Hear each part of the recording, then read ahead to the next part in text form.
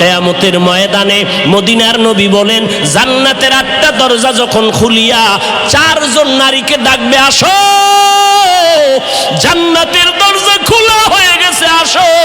4 জন নারীকে ডাকবে, তোমাদের কোনো হিসাব নাই, তোমাদের কোনো কিতাব নাই, তোমাদের কোনো পেরেশানি নাই, জান্নাতের 8টা দরওয়াজা, সব দরজা দিয়া ডাকবে, আসো জান্নাতের হুর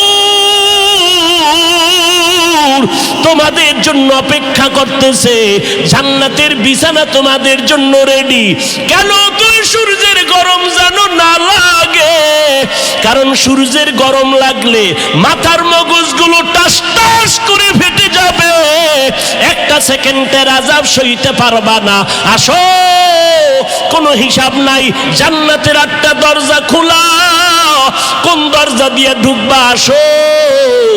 ও এলাকার মা বোনেরা, 4 জন নারীকে জান্নাতের 8টা দরজা ডাকবে, এর মধ্যে একজন নারী হবেন আমার নবীর কলিজার বিবি। 2 জন স্বামী বিদায়ের পরে বিধবা 40 বছরের নারী খাদিজা রাদিয়াল্লাহু তাআলা আনহা। ওই খাদিজা ডাক দিয়ে কয়, ও নবী, আপনার হাতের কালেমার মুসলমান আমি একজন হয়ে গেলাম। নবী এবার কান্না বন্ধ করে বের হয়ে গেলেন।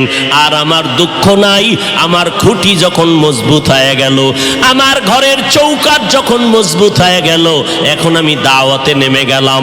মায়ার নবী দৌড়াইয়া মানুষের দ্বারে দ্বারে গিয়া গোপনে গোপনে দাওয়াত দেয়।